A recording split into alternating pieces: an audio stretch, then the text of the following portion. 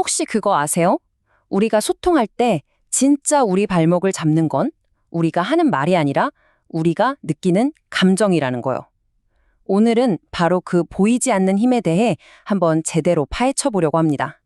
이런 경험 다들 한 번쯤 있으시죠? 아마 많은 분들이 지금 막 고개를 끄덕이고 계실 텐데요. 정말 중요한 발표나 대화를 딱 앞두고 갑자기 심장이 쿵쾅거리고 머릿속이 하얘지는 그 느낌. 정말 우리 모두가 겪어봤을 법한 그런 순간이잖아요.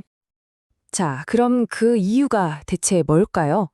이 교재를 보면요. 그 답이 정의적 요인이라는 것에 있다고 설명합니다. 좀 생소하게 들릴 수도 있는데 이게 바로 우리 소통의 어려움을 푸는 핵심 열쇠라고 할 수 있어요. 정의적 요인? 말이 좀 어렵죠? 아주 간단하게 말하면요. 그냥 우리 마음속의 풍경 같은 거예요. 우리가 느끼는 여러 가지 감정들, 또 나 자신에 대한 믿음, 그리고 세상을 바라보는 태도 같은 거요. 바로 이런 내면의 요소들이 우리가 입을 열기도 전에 이미 소통의 성공이냐 실패냐를 결정짓고 있다는 거죠. 정말 놀랍지 않나요? 자, 그래서 오늘은 이런 순서로 한번 이야기를 풀어가 보려고 합니다. 먼저 이 말하기의 심리가 대체 뭔지 알아보고 그놈의 발표 불안의 정체를 파헤쳐 볼 겁니다. 그리고 나서 두려움을 극복하는 구체적인 기술들, 또 흔들리지 않는 자신감을 쌓는 법, 마지막으로 진정성 있는 소통이란 무엇인지까지 차근차근 짚어볼게요. 네, 첫 번째 파트입니다. 말하기의 심리학. 부제는 단순히 말의 문제가 아니다인데요. 이게 정말 핵심이에요. 성공적인 소통이라는 게요, 그냥 말을 유창하게 하는 기술이 아니라 우리 내면의 상태를 제대로 이해하는 것에서부터 시작된다는 점 꼭 기억해 주세요. 그러니까 진짜 핵심은 이거예요.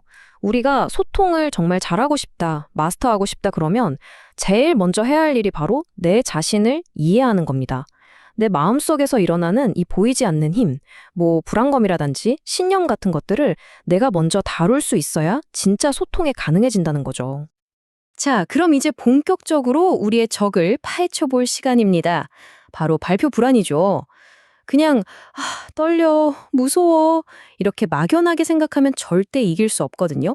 이 두려움을 아주 잘게 해부해서 우리가 딱 보고 이해하고 다룰 수 있는 대상으로 만들어 보겠습니다.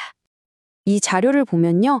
발표 불안을 아주 명확하게 세 가지 원인으로 나눠서 분석하고 있어요.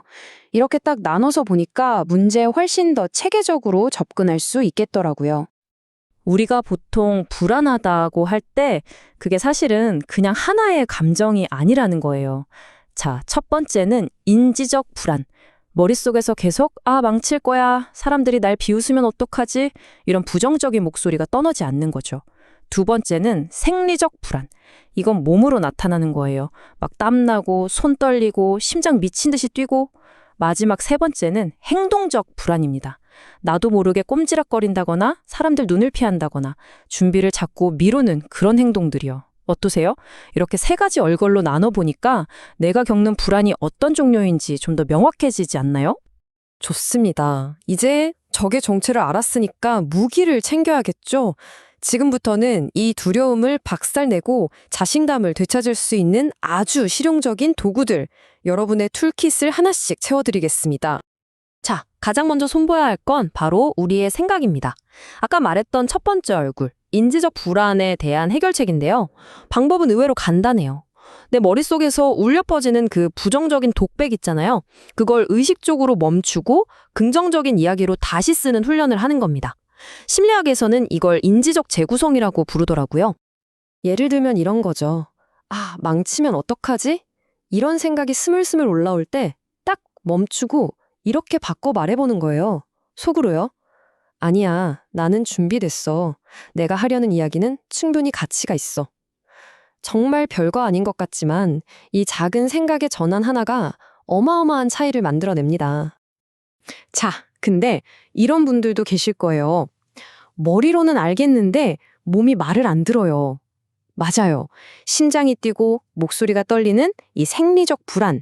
이것도 다스려야죠. 여기에는 체계적 둔감법이라는 아주 강력하고 효과적인 방법이 있습니다.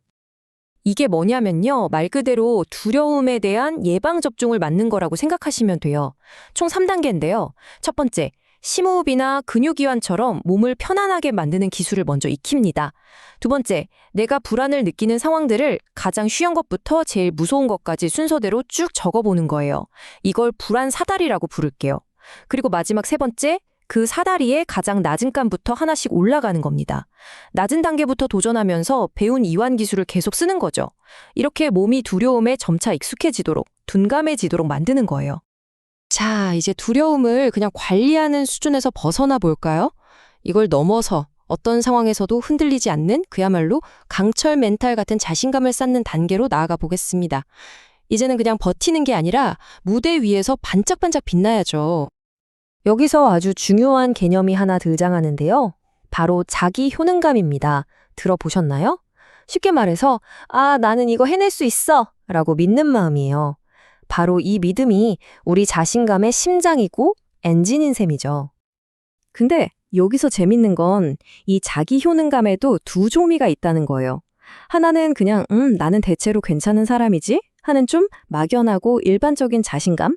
다른 하나는 나는 다른 건 몰라도 바로 이 발표 하나는 기가 막히게 해낼 수 있어 라고 믿는 아주 구체적인 자신감입니다. 우리가 진짜로 키워야 할 건 바로 이 두 번째, 과제 특장적 효능감이에요.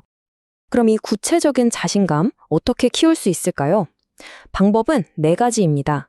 첫째, 아주 작은 성공 경험부터 차곡차곡 쌓아 나가는 거예요.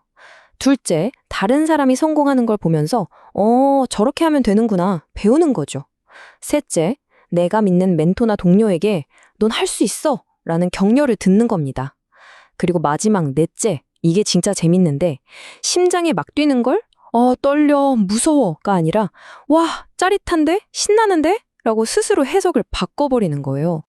자, 이제 거의 다 왔습니다. 마지막 단계인데요.